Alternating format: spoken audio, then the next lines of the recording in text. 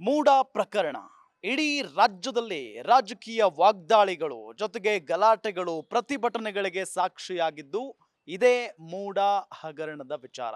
ಯಾಕೆ ಅಂತ ಹೇಳಿದ್ರೆ ಸಿಎಂ ಸಿದ್ದರಾಮಯ್ಯನವರ ವಿರುದ್ಧವಾಗಿ ಬಿಜೆಪಿ ಮತ್ತು ಜೆಡಿಎಸ್ ನಾಯಕರು ಬಹಳಷ್ಟು ಹೋರಾಟಗಳನ್ನ ಮಾಡಿದ್ದು ನಾವು ಗಮನಿಸಿದ್ವಿ. ಬೆಂಗಳೂರಿನಿಂದ ಮೈಸೂರಿನವರೆಗೆ ಪಾದಯಾತ್ರೆ ಮುಖೇನ ಹೋಗಿ ಜೊತೆಗೆ ಸಿದ್ದರಾಮಯ್ಯನವರ ರಾಜೀನಾಮೆಗೂ ಕೂಡ ಆಗ್ರಹಿಸಿದ್ದನ್ನ ಗಮನಿಸಿದ್ವಿ. ನಾವು ಯಾವುದೇ ಕಾರಣಕ್ಕೆ ರಾಜೀನಾಮೆಯನ್ನ ಕೊಡೋದಿಲ್ಲ, ಕಾನೂನು ಹೋರಾಟವನ್ನ ಮಾಡ್ತೀವಿ ಅಂತ ಹೇಳಿ ಸಿದ್ದರಾಮಯ್ಯನವರು ಸ್ಪಷ್ಟವಾಗಿ ಹೇಳಿಕೆಯನ್ನ ಕೊಟ್ಟು ಸ್ಟ್ರಾಂಗ್ ಆಗಿ ನಿಂತ್ಕೊಂಡು ಈಗ ಕಾನೂನು ಹೋರಾಟವನ್ನ ನಡೆಸ್ತಾ ಇದ್ದಾರೆ. ಇವತ್ತು ಮಧ್ಯಾಹ್ನ 12 ಗಂಟೆಗೆ ಹೈಕೋರ್ಟ್ನಲ್ಲಿ ಈ ಒಂದು ಪ್ರಾಸಿಕ್ಯೂಷನ್ ವಿಚಾರಕ್ಕೆ ಸಂಬಂಧಪಟ್ಟಂತೆ ವಿಚಾರಣೆ ನಡೆಯುತ್ತೆ. ಪ್ರಾಸಿಕ್ಯೂಷನ್ ರದ್ದು ಕೋರಿ ಸಿಎಂ ಸಿದ್ದರಾಮಯ್ಯನವರು ತಕರಾರು ಅರ್ಜಿಯನ್ನ ಸಲ್ಲಿಸಿದ್ದಾರೆ. ಆ ಅರ್ಜಿಯ ವಿಚಾರಣೆ ಇವತ್ತು ಮಧ್ಯಾಹ್ನ 12 ಗಂಟೆಗೆ ನಡೆಯಲಿದೆ. ಈಗಾಗಲೇ ನಾನು ಈ ಕೋರ್ಟ್ನ ಮುಂಭಾಗನೇ ಇದ್ದೀನಿ.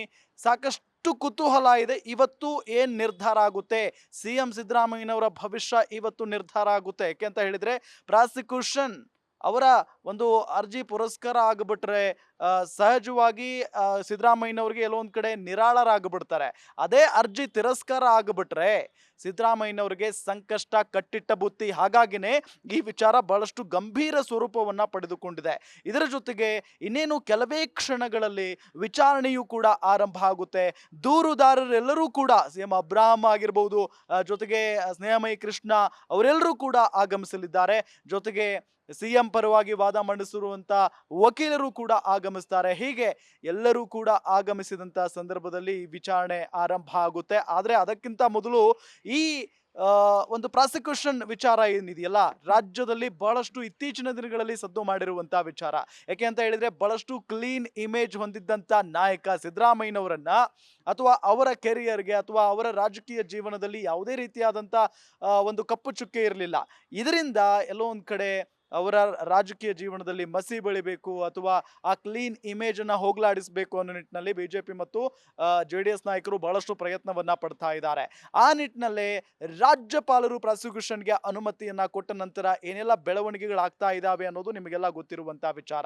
ಹಾಗಾಗಿನೇ ಇವತ್ತಿನ ಭವಿಷ್ಯದ ಮೇಲೆ ಎಲ್ಲರ ಕಣ್ಣಿದೆ, ಇವತ್ತಿನ ಒಂದು ತೀರ್ಪಿನ ಮೇಲೆ ಎಲ್ಲರ ಕಣ್ಣಿದೆ. ಹಾಗಾದ್ರೆ ಏನೆಲ್ಲ ಆಗಬಹುದು, ಸಾಧ್ಯತೆಗಳೇನು ಅನ್ನೋದನ್ನ ಗಮನಿಸ್ತಾ ಹೋಗೋಣ.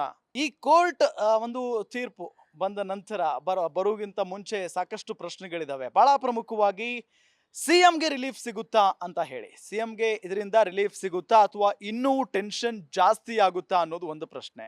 ರಾಜೀನಾಮೆ ಕೊಡಬೇಕಾದಂತ ಅನಿವಾರ್ಯತೆ ಒದಗಿ ಬರುತ್ತಾ ಅಥವಾ ಕಾನೂನು ಹೋರಾಟ ಕಂಟಿನ್ಯೂ ಆಗುತ್ತಾ ಅನ್ನೋದು ಕೂಡ ಒಂದು ಪ್ರಶ್ನೆ ಇದ್ದೇ ಇದೆ. ಸಾಧ್ಯತೆಗಳನ್ನ ನೋಡೋಣ, ಏನಾಗಬಹುದು, ಏನ್ ಆಗುತ್ತೆ ಅಂತ ಹೇಳಿ. ಅಕಸ್ಮಾತ್ ಆಗಿ ಸಿಎಂ ಅರ್ಜಿ ಪುರಸ್ಕೃತವಾದ್ರೆ ಪ್ರಾಸಿಕ್ಯೂಷನ್ಗೆ ರಾಜ್ಯಪಾಲರು ನೀಡಿರುವ ಅನುಮತಿ ರದ್ದಾಗುತ್ತೆ. ಈಗ ಸಿಎಂ ಸಿದ್ದರಾಮಯ್ಯನವರು ಕೂಡ ಸಲ್ಲಿಸಿರುವಂತ ಅರ್ಜಿ ಅದೇ, ರದ್ದಾಗಬೇಕು ಪ್ರಾಸಿಕ್ಯೂಷನ್ ಅಂತ ಹೇಳಿ. ಹಾಗಾಗಿನೇ ಆ ತಕರಾರು ಅರ್ಜಿಗೆ ಏನಾದ್ರೂ ಪುರಸ್ಕೃತವಾದ್ರೆ ಎಲ್ಲೋ ಒಂದ್ ಕಡೆ ಸಿಎಂ ನಿರಾಳರಾಗ್ತಾರೆ, ಇಲ್ಲಿ ಸಿಎಂ ಗೆದ್ದಂತೆ ಆಗುತ್ತೆ. ಆದ್ರೆ ಸಿಎಂ ಅರ್ಜಿ ತಿರಸ್ಕೃತವಾಗಿಬಿಟ್ರೆ ದೂರುದಾರರಿಗೆ ಕೋರ್ಟ್ನಲ್ಲಿ ಸಿದ್ದರಾಮಯ್ಯ ವಿರುದ್ಧ ದೂರು ದಾಖಲಿಸಲು ಒಪ್ಪಿಗೆ ಸಿಕ್ಕಂತಾಗುತ್ತೆ. ಕೋರ್ಟ್ನಲ್ಲಿ ದೂರು ದಾಖಲಿಸುವುದಕ್ಕೆ ಸಿದ್ದರಾಮಯ್ಯ ವಿರೋಧಿಗಳಿಗೆ ಇಲ್ಲಿ ಒಂದು ಅವಕಾಶ ಸಿಗುತ್ತೆ. ಇಲ್ಲಿ ಸಿದ್ದರಾಮಯ್ಯನವರಿಗೆ ಸಂಕಷ್ಟ ಮತ್ತೆ ಕಂಟಿನ್ಯೂ ಆಗುತ್ತೆ ಸಹಜವಾಗಿ. ಇನ್ನು ತಮ್ಮ ಅರ್ಜಿ ತಿರಸ್ಕಾರದ ವಿರುದ್ಧ ವಿಭಾಗೀಯ ಪೀಠಕ್ಕೆ ಸಿಎಂ ಮೇಲ್ಮನವಿ ಸಲ್ಲಿಸಿ ಆದೇಶಕ್ಕೆ ತಡೆ ಕೋರಬಹುದು. ಇವತ್ತು ಏನಾದರೂ ತಮ್ಮ ಅರ್ಜಿ ತಿರಸ್ಕಾರ ಆದ್ರೆ ಅದರ ವಿರುದ್ಧ ವಿಭಾಗೀಯ ಪೀಠಕ್ಕೆ ಸಿಎಂ ಮೇಲ್ಮನವಿಯನ್ನ ಸಲ್ಲಿಸಬಹುದು, ಆದೇಶಕ್ಕೆ ತಡೆ ಕೋರಬಹುದು ಅಂತ ಕೂಡ ಹೇಳಲಾಗ್ತಾ ಇದೆ. ಇನ್ನು ಸಿಎಂ ಅರ್ಜಿ ತಿರಸ್ಕೃತವಾದ್ರೆ ವಿಪಕ್ಷಗಳು ರಾಜೀನಾಮೆಗೆ ಪಟ್ಟು ಹಿಡಿಬಹುದು. ಸಿಎಂ ಅರ್ಜಿ ಏನಾದ್ರೂ ತಿರಸ್ಕಾರ ಆಗಬಿಟ್ರೆ ವಿಪಕ್ಷಗಳು ಸಿಎಂ ರಾಜೀನಾಮೆಗೆ ಪಟ್ಟು ಹಿಡಿದು ಕುಳಿತುಕೊಳ್ಳುವಂತ ಎಲ್ಲಾ ಸಾಧ್ಯತೆ ಕೂಡ ಇದೆ. ಈಗಾಗಲೇ ಇನ್ನು ಕೋರ್ಟ್ನಲ್ಲಿ ವ್ಯಾಜ್ಯ ನಡೀತಾ ಇದ್ರು ಕೂಡ ಇದೆಲ್ಲದರ ನಡುವೆ ಸಿಎಂ ರಾಜೀನಾಮೆ ಕೊಡಬೇಕು ಅಂತ ಹೇಳಿ ವಿಪಕ್ಷಗಳು ಒತ್ತಾಯವನ್ನ ಮಾಡ್ತಾ ಇದ್ದಾವೆ. ಇನ್ನೇನಾದ್ರೂ ಅರ್ಜಿ ತಿರಸ್ಕಾರ ಆಗ್ಬಿಟ್ರೆ ಅಲ್ಲಿಗೆ ಕತೆ ಮುಗೀತು. ಅವರು ಹೋರಾಟಗಳ ಮೇಲೆ ಹೋರಾಟಗಳನ್ನ ಮಾಡ್ತಾರೆ, ಉಗ್ರ ಸ್ವರೂಪದ ಪ್ರತಿಭಟನೆಗಳನ್ನ ಕೂಡ ಮಾಡುವಂತ ಸಾಧ್ಯತೆ ಇದೆ. ಸಿದ್ದರಾಮಯ್ಯನವರ ರಾಜೀನಾಮೆಗೆ ಆಗ್ರಹಿಸಿ ಸಿದ್ದರಾಮಯ್ಯ ರಾಜೀನಾಮೆ ನೀಡುವಂತ ಸಂದರ್ಭವೂ ಕೂಡ ಒದಗಿ ಬರುತ್ತೆ. ಹಾಗಾಗಿನೇ ಇವತ್ತಿನ ಈ ಒಂದು ತೀರ್ಪು ಅಥವಾ ಇವತ್ತಿನ ಒಂದು ಭವಿಷ್ಯ ಎಲ್ಲರ ಕುತೂಹಲಕ್ಕೂ ಕೂಡ ಕಾರಣ ಆಗಿರೋದು. ಎಲ್ಲೋ ಒಂದ್ ಕಡೆ ಸಿದ್ದರಾಮಯ್ಯನವರು ಸಲ್ಲಿಸಿರುವಂತ ಅರ್ಜಿ ಪುರಸ್ಕೃತ ಆಗುವಂತ ಸಾಧ್ಯತೆ ಇದೆ ಅಂತ ಹೇಳಲಾಗ್ತಾ ಇದೆ. ಆದ್ರೆ ಗೊತ್ತಿಲ್ಲ, ಇನ್ನೂ ತೀರ್ಪು ಬಂದಿಲ್ಲ. 12 ಗಂಟೆಯ ನಂತರ ತೀರ್ಪು ಹೊರಬೀಳಲಿದೆ. ಹಾಗಾಗಿನೇ ತಿರಸ್ಕಾರ ಆಗ್ಬಿಟ್ರೆ, ಅರ್ಜಿ ತಿರಸ್ಕಾರ ಆದ್ರೆ ವಿಪಕ್ಷಗಳು ಕೂಡ ಬಕಪಕ್ಷಗಳಂತೆ ಕಾದು ಕೂತಿದ್ದಾರೆ. ಸಿದ್ದರಾಮಯ್ಯನವರ ರಾಜೀನಾಮೆಗೆ ಆಗ್ರಹಿಸ್ತಾ ಇದ್ದಾರೆ. ಈಗಾಗಲೇ ತಿರಸ್ಕೃತ ಆದ ನಂತರ ಅವರ ಕಣ್ಣಿಗೆ ಅಥವಾ ಅವರ ಕೈಗೆ ಮತ್ತೊಂದು ದೊಡ್ಡ ಅಸ್ತ್ರ ಸಿಕ್ಕಂತಾಗುತ್ತೆ. ತನಿಖೆ ನಡೆಯುವಂತ ಸಂದರ್ಭದಲ್ಲಿ ಸಿದ್ದರಾಮಯ್ಯನವರು ಮುಖ್ಯಮಂತ್ರಿ ಆಗಿದ್ರೆ ತನಿಖೆ ಹೇಗೆ ನಿಷ್ಪಕ್ಷಪಾತವಾಗಿ ನಡೆಯೋದಕ್ಕೆ ಸಾಧ್ಯ ಅನ್ನೋ ಒಂದು ವಿಚಾರವನ್ನ ಮುಂದಿಟ್ಕೊಂಡು ಸಿದ್ದರಾಮಯ್ಯನವರ ರಾಜೀನಾಮೆಗೆ ಆಗ್ರಹಿಸುವಂತ ಎಲ್ಲಾ ಸಾಧ್ಯತೆಯೂ ಕೂಡ ಇದೆ.